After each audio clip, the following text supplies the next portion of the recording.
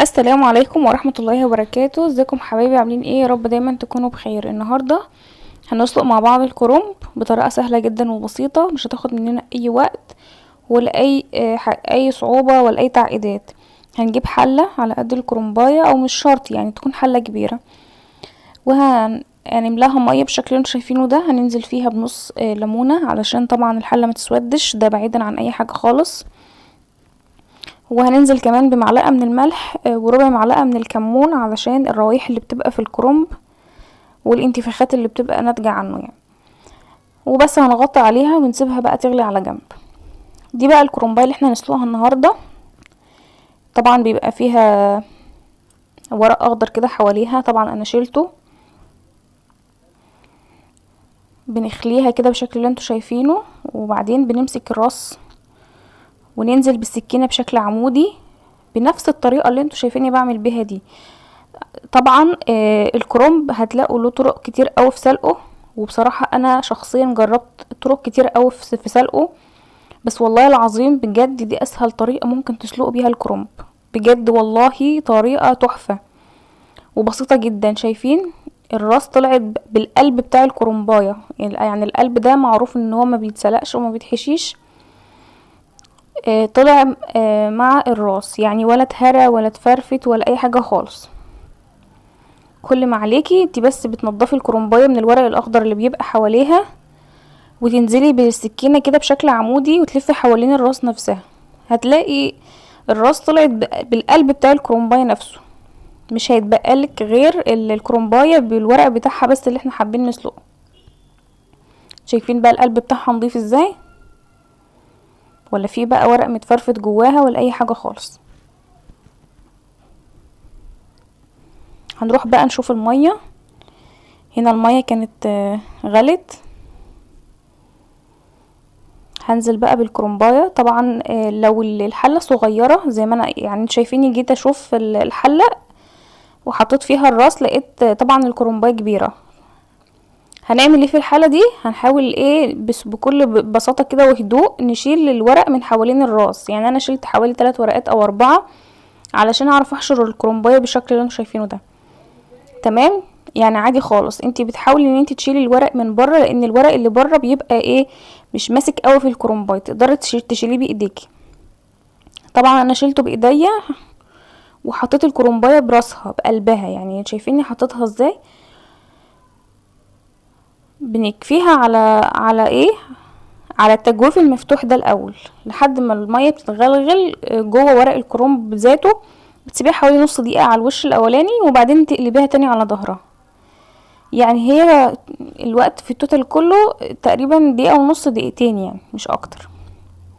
كده كل الورق كان شرب من المية. هسحب بقى ورقة ورقة كده بكل بساطة وبكل سهولة. طبعا لو ما عندكيش المساكة دي ممكن بشوكة، عشان بس الموضوع يبقى بحرص، عشان المية بتبقى مغلية وايدك يعني. بس كده الورق كله اتسلق يعني بكل بساطة خالص. هتسحبيها بس بالمساكة دي. طبعا لو مش عندك ممكن بشوكة. بكل بساطة مفيش شوكة، بمعلقتين قصاد بعض واسحبي ورقة ورقة. يعني بتهيالي مفيش اسهل من كده. طريقة جميلة جدا وسهلة، وفي 5 دقايق كنا سلقنا الكرنباية وكان الموضوع منتهي. ولا تقطعي بقى الكرنباية 4 تربع ولا مش عارفة ايه وفي ايه والله العظيم طريقة جميلة جدا وسهلة جدا. جربوها ان شاء الله هتعجبكم وهتعتمدوها بعد كده في سلق الكرنب. طبعا احنا داخلين احنا في موسم الكرنب والمحشي، يعني بجد الطريقة دي هتفيدكم جامد. الورقتين بقى اللي انا كنت شلتهم في الاول هنزل بيهم تاني اهو. دول الورقتين اللي انا شلتهم من حواليها لما لقيتها كبيرة على الحلة. بس هنزلهم بقى في المية وهسلقهم برضو، يعني مش هياخدوا دقيقة في المية. راعوا ان الكرنب بتاع الشتاء بيبقى مسكر زيادة، ما بياخدش سلق كتير. يعني دقيقة في المية كده، اول ما تلاقي ان الكرنباية ورقها لان، يعني تضغطي عليها ضغطة بسيطة كده، تبتدي ايه تنقر معاكي، اعرفي ان هي اتسلقت. خلاص خلصنا مرحلة السليق. هنيجي بقى لمرحلة التقطيع. برضو مرحلة التقطيع مفيش اسهل من كده. شايفين؟ بنمسك الورقة بالشكل اللي انتوا شايفينه ده، ونلف الورق كده.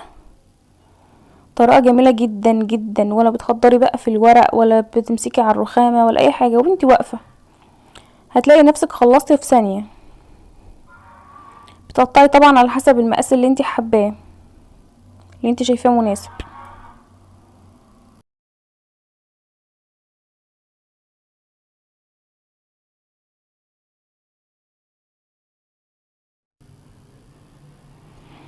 تمام كده، شايفين الورق كله متقطع بنفس المقاس.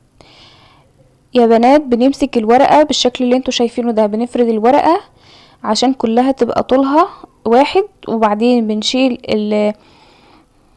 العنق بتاعها، وبعدين بنلف الورقة على بعضها، بيبقى الطول واحد والعرض واحد، وبعدين بنقطعها على حسب الحجم اللي احنا عايزينه، يعني حجم صباع المحشي، لحد ما بنوصل للنهاية كده. وبنشيل اخر الطرف بتاع الورقة اللي هو بيبقى ناعم قوي ده، علشان يبقى الورق كله ايه في نفس المستوى، يعني كله يبقى حجم واحد ومقاس واحد.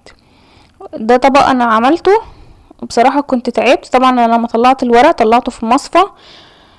طبعا انتي لو سلقاه جامد بتحطي فيه ميه بارده علشان ما يزيدش في السليق اكتر.